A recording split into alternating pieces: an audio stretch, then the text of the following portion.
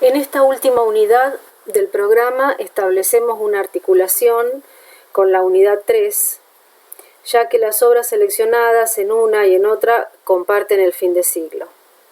El corpus de cada unidad se diferencia por la índole de problemáticas que abordan.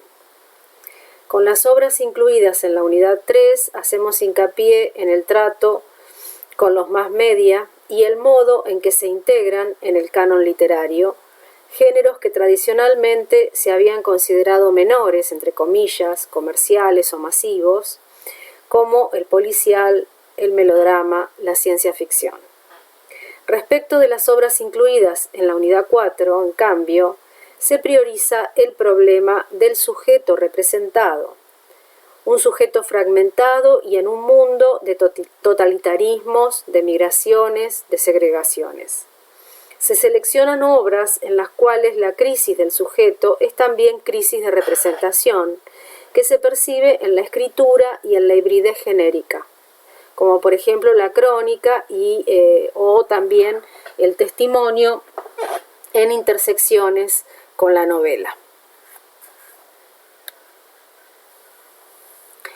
Bien, recuperaremos algunas categorías que nos sirvieron para describir conjuntos de obras en distintos periodos del siglo XX y trataremos de revisarlas a la luz de nuevas propuestas estético-literarias y de los cambios operados en el mundo a fin del milenio, a fin de un milenio y comienzo del otro, ¿no? Con el cambio de milenio.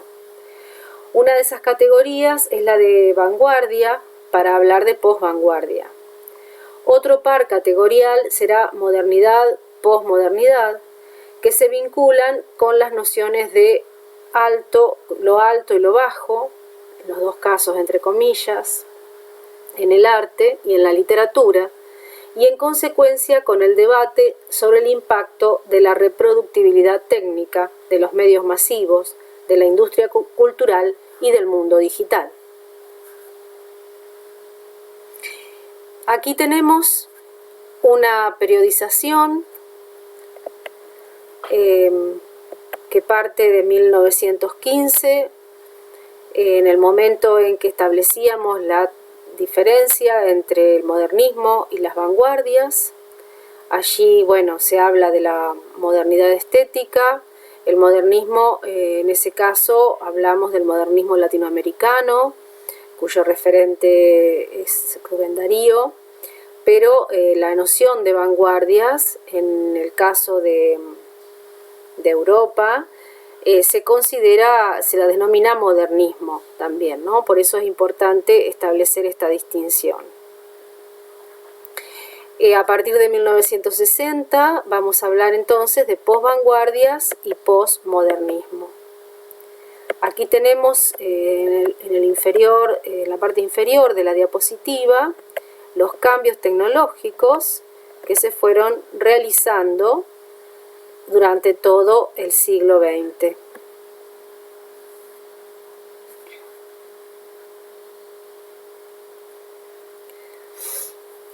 Bueno, vamos a comentar un texto de este autor, Andreas Wiesel, que nació en Alemania en 1942, pero su nacionalidad es estadounidense. Es catedrático de Filología Germánica y Literatura Comparada de la Universidad de Columbia. Él va a hablar justamente de una dialéctica oculta entre vanguardia, tecnología y cultura de masas.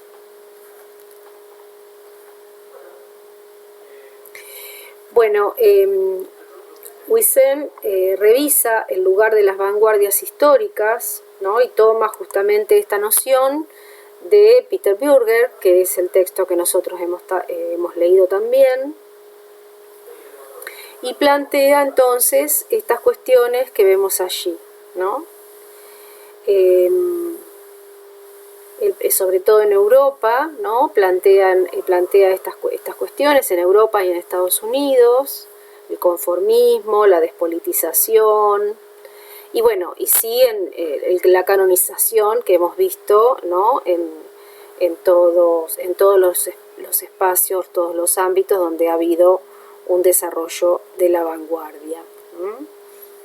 Y la otra cuestión que es importante para pensar las nuevas formas o las formas estéticas que vamos a ver en relación con la posvanguardia, es que la vanguardia histórica está cristalizada en una empresa elitista alejada de la política y la vida cotidiana. Esa cuestión, si bien no fue la primera intención de los artistas, sí tenía como referentes un público culto. La expectativa no era un público popular, amplio, masivo. Bueno, y aquí entonces el repaso que ya hemos conversado acerca de el pop, una vanguardia despolitizada y que afirma, ¿no es cierto?, el consumo. O se afirma el consumo, ¿no? Podría ser también una forma de oponerse al consumo, una especie de denuncia, bueno, depende de cómo quiera verse, ¿no? En el Reino Unido asume más o menos las mismas características y hay un vínculo fuerte, por ejemplo, con la música popular, con el pop, ¿no? Este autor, este artista plástico, Richard Hamilton, es quien diseña el álbum blanco, la portada del álbum blanco de los Beatles. En la Unión Soviética y en Europa del Este, bueno, el autor se ocupa de plantear que la vanguardia fue estrangulada desde el Estado estalinista.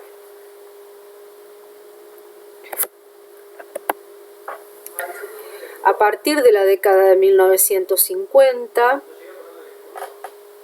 la pérdida de fuerza de las vanguardias se vincula con un vasto cambio producido en Occidente durante la mitad de este siglo, ¿no? Es lícito postular que el ascenso de la industria cultural, que coincidió con la decadencia de la vanguardia histórica, convirtió en obsoleta la empresa misma de la vanguardia. Esta es una de las posturas más fuertes de Huizen, y plantea entonces su tesis está relacionada con esta cuestión, la dialéctica oculta de la vanguardia y la cultura de masas.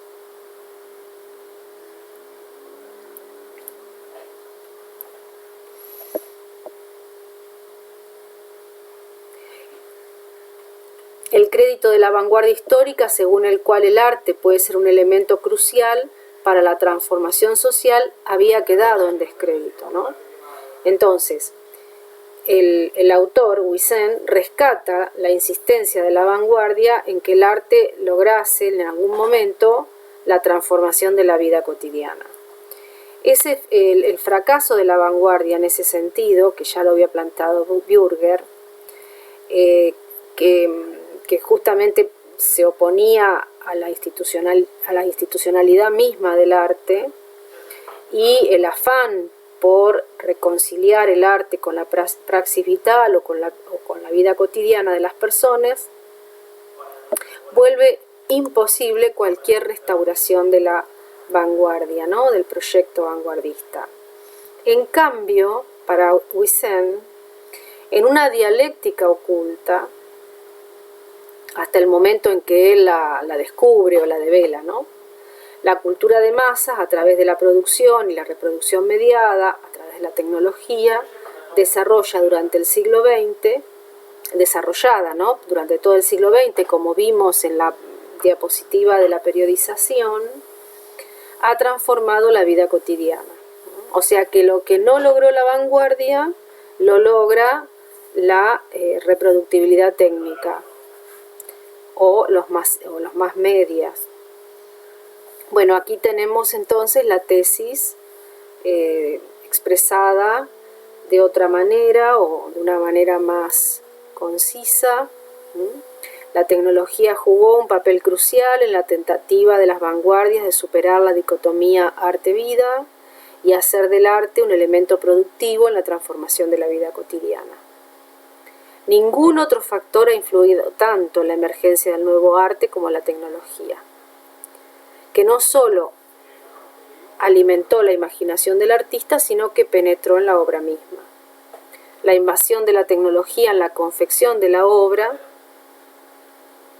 y en lo que podría llamarse imaginación técnica pueden advertirse en procedimientos artísticos como el collage, el montaje, el fotomontaje, que alcanzan su plena consumación en la fotografía y en el cine, que requieren justamente del medio técnico para su producción.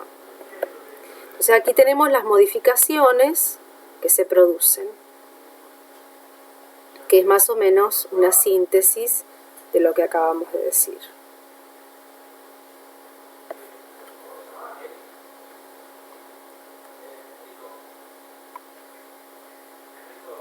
Entonces, en estas modificaciones no solo alimentó la imaginación del artista, sino que penetró en la obra misma. Esta cuestión es importante, ¿no?, señalarla.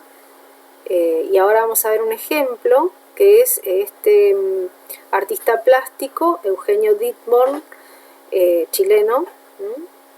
Según Nelly Richard, en el contexto del postgolpe en Chile, hubo diversas maniobras político-culturales de obturar la memoria. Entre las obras que fabricaron técnicas de reinvención de la memoria, nombra a este artista plástico, Eugenio Dittborn. En ese periodo se planteaba la tensión entre la pintura como un subjetivismo estetizante, individualista, etc., y la capacidad de denuncia de la cámara fotográfica. Las obras de mayor densidad, dice esto lo dice Nelly Richard, las obras de mayor densidad entonces reflexiva fueron las que combinaron, alternaron y cotejaron ambos lenguajes. Esta foto esta pintura está elaborada con fotografías, fotos de identidad ampliadas, y habla de la ausencia, de las destituciones, y al mismo tiempo denuncia la identidad fichada de la dictadura, porque son todas fotos carnet.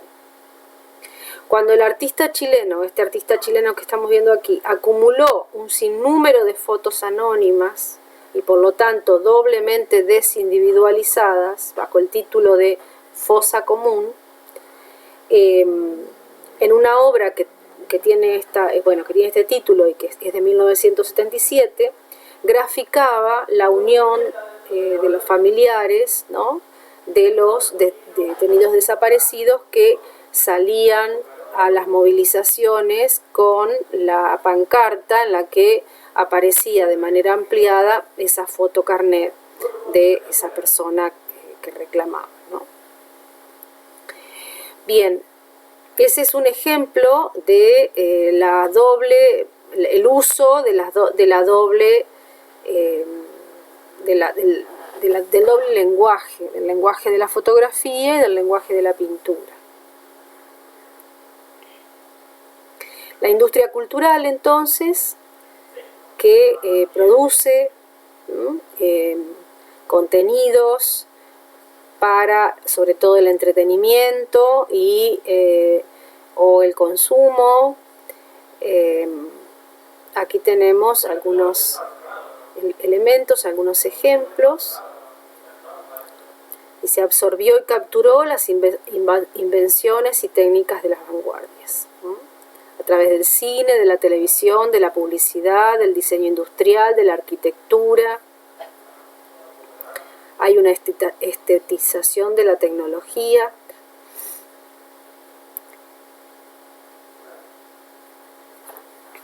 Bueno, y él plantea entonces, el autor, Huisén, plantea una paradoja. Fue la industria cultural y no la vanguardia la que consiguió transformar la vida cotidiana durante todo el siglo XX. La vanguardia se consideraba liberadora bajo el socialismo, y en la actualidad la cultura de masas, mediada es sostenida por las instituciones y por la industria. Entonces, desde la década de 1950 en adelante, vamos a hablar de la posvanguardia y vamos a hablar de un autor chileno también. Vamos a tomar la obra o una parte de la obra de este poeta chileno. La obra de referencia se llama Artefactos y su primera publicación, entre comillas, después vamos a ver por qué, es de 1972.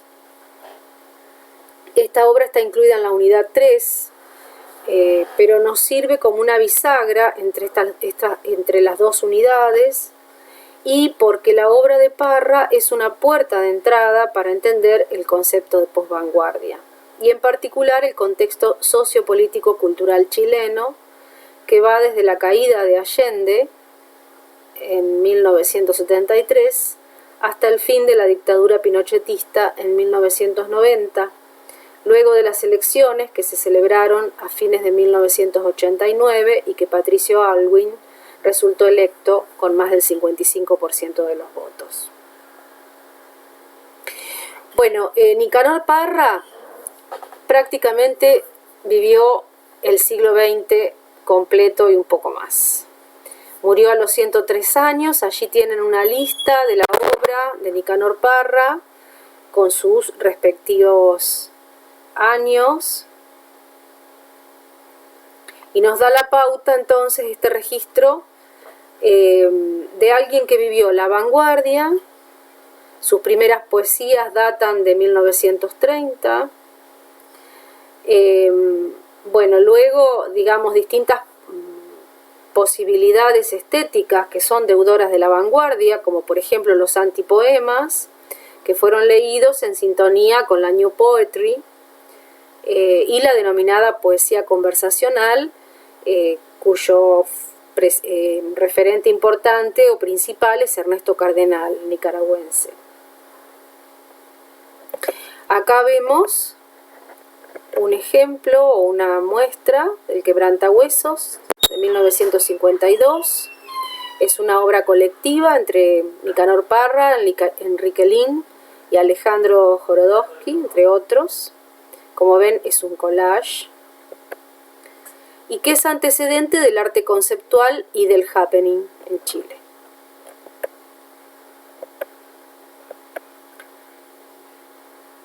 Es el primer antecedente de los artefactos visuales, una serie de láminas compuestas por recortes de periódicos y que fueron expuestas en una calle en el centro de la ciudad de Santiago. Fueron destinados al consumo. Se proponía una poesía urbana, una poesía de letrero luminoso. Como ven aquí hay una construcción de público mucho más amplia que la vanguardia histórica.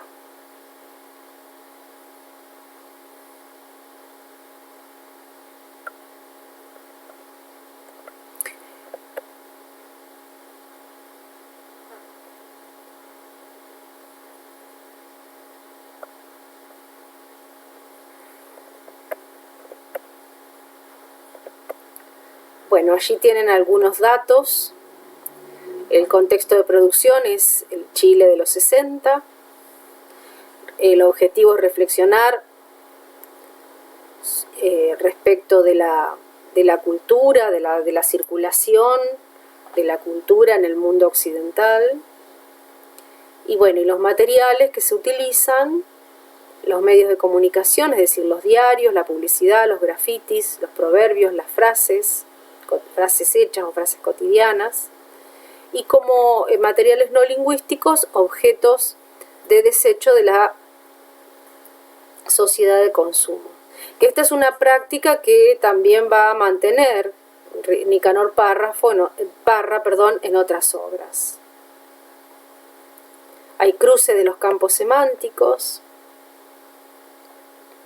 y el resultado es la ironía, el sarcasmo, la distancia crítica. La posvanguardia chilena también, digamos, tiene un momento muy importante que es durante el periodo de la dictadura pinochetista. El grupo CADA es un grupo de intelectuales. Ustedes tienen algunas características anotadas en uno de los prácticos, pero también pueden leer el artículo de Nelly Richard. El artículo es una cita limítrofe entre vanguardia y la posvanguardia, quien describe en qué consistieron las acciones del grupo CADA, que es la sigla de Colectivo de Acción de Arte, que comienza a funcionar en 1979 y se incluyen en la escena de avanzada en Chile, ¿no?, que comienzan a conformarse a partir de 1977. Las acciones del grupo, y en particular la que se muestra en una foto que ahora enseguida vamos a ver, en esa foto, plantea el cuestionamiento institucional de validación y consagración de la obra maestra a través de la historia del arte y de los museos. También expresa el cuestionamiento al circuito de mercantilización de la obra producto a través, por ejemplo, de las galerías de arte. El grupo ejerce prácticas como performance o video instalaciones que rompen con las formas clásicas de percibir el arte. La extensión de un lienzo, como ven allí, que cubre o tacha la entrada del Museo Nacional de Bellas Artes de Santiago, metaforiza un acto de clausura institucional. Denominan esa acción como para no morir de hambre en el arte. Bueno, no es la única actividad que desarrollan dentro de esa denominación. Nelly Richard describe otras también. Y el lienzo que bloquea la entrada al museo ejerce una doble censura. Censura su monumento, el museo como alegoría de la tradición sacralizadora del pasado, y el museo chileno en particular, es decir, como símbolo del oficialismo cultural de la dictadura. Al mismo tiempo reclaman la calle como un museo verdadero, en la que los habitantes de la ciudad pasan a ser la nueva obra de arte a contemplar. Entonces, tendríamos acá un gesto, ¿no?, que es un gesto vanguardista, un gesto muy, muy parecido al que habían planteado, digamos, las vanguardias históricas en cuanto a la confrontación con la institucionalidad o las instituciones del arte. Y con la idea de fundir arte-vida.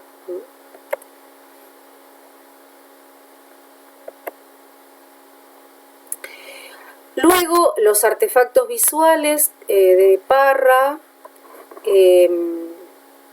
se reelaboran o tienen otra puesta en escena en el año 2002. Se denomina Artefactos Visuales Dirección Obligatoria y se expone en España, en Madrid, en la Fundación Telefónica. Entonces, digamos que la vanguardia ocupa el sitio del museo o el sitio de la galería de arte. O sea que aquí tenemos una restauración de la categoría de obra. Allí tenemos uno de los artefactos, que es esa Coca-Cola con ese letrero, mensaje en una botella, y las tarjetas postales o las tarjetas con las que se compone la obra Artefactos están expuestas allí en una pared en la galería. Estas son algunas de las tarjetas que en esa otra foto de conjunto no se alcanzan a ver. Bien, hasta aquí entonces podemos ver estas formas de la posvanguardia.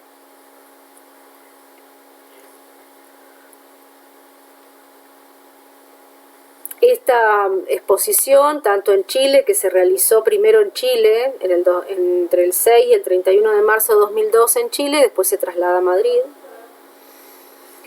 causó gran revuelo. Se trata de una exposición de objetos construidos a partir de desechos, como decíamos, basuras que deja la sociedad de consumo, una botella, un matamoscas, bandejas descartables, con algunas frases tomadas de por ahí, ¿no? Eslogans publicitarios, frases hechas, fragmentos de periódicos. Recicladas también para darle un tono crítico a la simbología de la sociedad burguesa, pero se realiza en el museo o en una galería de arte que representa la institucionalidad arte y la representación y la forma en que la burguesía organiza, podríamos decir, el arte o la institución arte.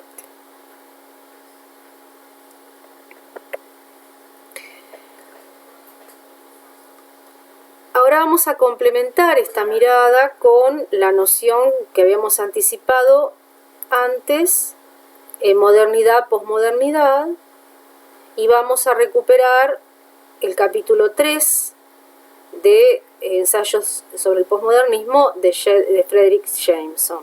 Y vamos a agregar algún aspecto que él desarrolla en un artículo de 2015. El capítulo 3 se denomina la ruptura de la cadena de significantes. Allí tienen las páginas. Y bueno, y esta noción o este desarrollo que hace Jameson aquí, tomando la idea de Lacan, nos permite pensar la mezcla, el collage y en particular el sujeto del discurso en el texto de Amélie Altit, El Padre Mío. Aquí tienen una síntesis de la postura de Jameson en ese capítulo. La producción cultural, como montones de fragmentos, como ven ahí, se plantea así porque el sujeto ha perdido su capacidad de organizar su pasado y su futuro en forma de experiencia coherente. Por eso es que este autor genera este concepto. Habla de una afirmación dual. La identidad personal es el efecto de una cierta unificación temporal del pasado y el futuro con el presente, y esa unificación activa es una función del lenguaje. El esquizofrénico se ve reducido a una experiencia de significantes puramente materiales, a una serie de presentes puros y desconectados en el tiempo. Aquí vemos un fragmento del Padre Mío. Voy a dar las órdenes en el país, porque yo no tengo compromisos con ellos ni con el rey Jorge, que está últimamente dando las órdenes que posee ese rango. El Padre Mío da las órdenes ilegales en el país. El Padre Mío da las órdenes a todos ustedes, ilegal. Les da las órdenes al rey Jorge que vive en la calle Zapadores, él vive por acá. Pero usted me sacó una fotografía que puede perder la existencia de la vida porque yo soy un hombre poderoso al dar las órdenes, ya que no las he dado todavía ni las he solicitado. Fíjense que la constante se da a través de la repetición de la palabra órdenes. Digamos, es una especie de puros significantes, ¿no? que se conectan solamente a través de esa repetición. Por eso están marcadas las páginas, porque si ustedes leen desde la 23 a la 27, digamos, verán cómo la palabra orden es una de las constantes materiales que se queda en el lugar del significante, sin generar un significado coherente.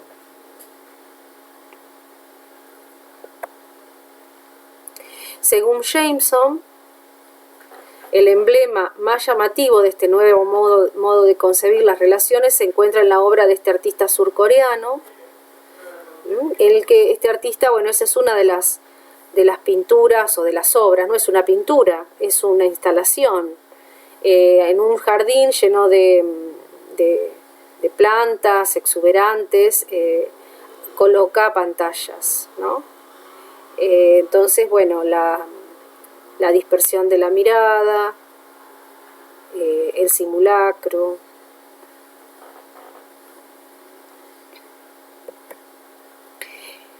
En 2015, Jameson realiza un ajuste de sus posturas en ensayo sobre el postmodernismo. Él dice que no se desdice de lo que ha dicho ahí, sino que lo que plantea en este artículo del 2015 es justamente eso, ¿no? Una especie de ajuste teórico. Bueno, y entre las cuestiones que aporta, nos interesa rescatar esta.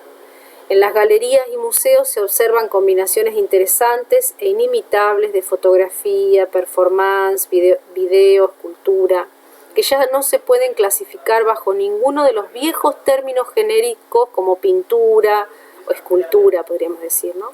Y que de hecho reflejan la volatilización del objeto de arte, ¿no? Cualquier elemento que entra al museo, pues es considerado arte solamente por haber entrado al museo. Entonces, en ese sentido, se ha desintegrado el universal genérico del arte y deja su lugar a objetos que son inclasificables. Y como ejemplo, ofrece este de Damien Hirst, un tiburón muerto conservado en formol, ¿no? Con un título que está incorporado a la obra, que es esa frase que aparece allí a la izquierda: la imposibilidad física de la muerte en la mente de alguien vivo. Entonces Jameson realiza una especie de interpretación, ¿no? A partir de esa pintura. El sujeto posmoderno, enseguida les digo. El autor señala que asistimos a la transformación del propio museo. Ya no es más un lugar con aura, como podríamos pensar, donde están las grandes obras. Hay algunos museos que sí, que conservan esas grandes obras, ¿no? Pero que el concepto de museo actual es un espacio popular y de cultura de masas, visitado por multitudes entusiastas, que anuncia sus nuevas exposiciones como atracciones comerciales. En el caso entonces de este cuadro o de este objeto expuesto, bueno, señala que habría un tipo especial de collage de 3 elementos superpuestos: el tiburón muerto, el acuario que lo contiene, ya que es una especie de pecera doméstica, y el título: la imposibilidad física de la muerte en la mente de alguien vivo. Una pretendida alegoría del significado de la obra. Según Jameson, la frase no estaría fuera de la obra, sino como parte de ella, una especie de pastiche de los letreros o inscripciones de las viejas pinturas, como si la cámara pudiera alejarse un tanto de la imagen a fin de incluir dentro de ella ese subtexto. Es ejemplo paradigmático, dice Jameson, de la práctica artística posmoderna, la instalación. Esta descripción se parece a la hibridez de los géneros de la literatura. Nosotros podríamos decir que el collage que arma, digamos, con fragmentos de formas discursivas diversas, es una práctica muy recurrente y muy paradigmática de las posvanguardias. Bien, ahora entonces vamos a hablar, sí, de las posvanguardias según Susana Rosano. Ella plantea esto que está anotado allí a la izquierda: la diferencia es la gran palabra de la posmodernidad. Si aquí tenemos el otro par, posmodernidad, posvanguardia.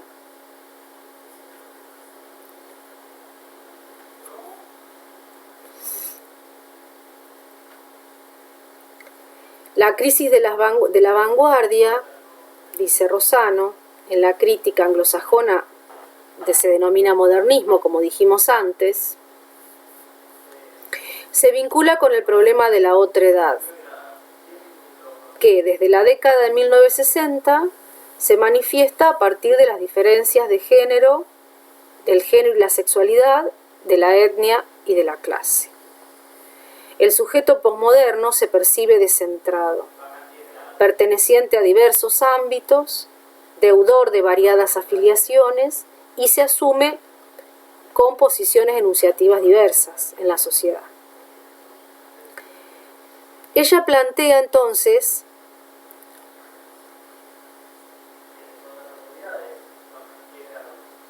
que las vanguardias deconstruyen esas tres ideas que están planteadas allí, ¿no? La idea de progreso, la de la vanguardia, perdón, cuatro ideas: la idea de progreso, la de la vanguardia, la de la homogeneidad y la de la ideología.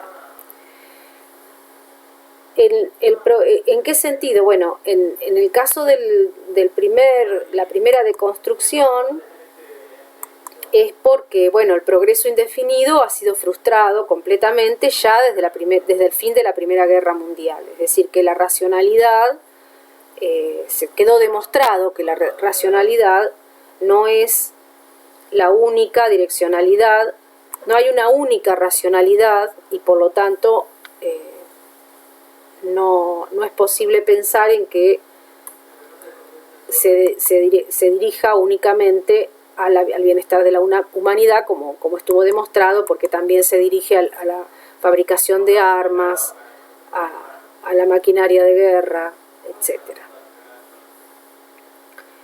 Respecto del segundo, la idea de la vanguardia, ningún grupo político o estético pretende estar destinado a conducir un proceso.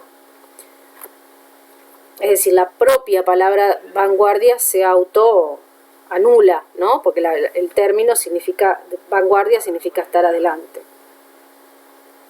El tercer elemento a deconstruir, la idea de la homogeneidad, señala Rosano que ningún Estado o política estatal ha logrado la homogeneidad política o cultural, y hoy no se espera que se logre, ¿no?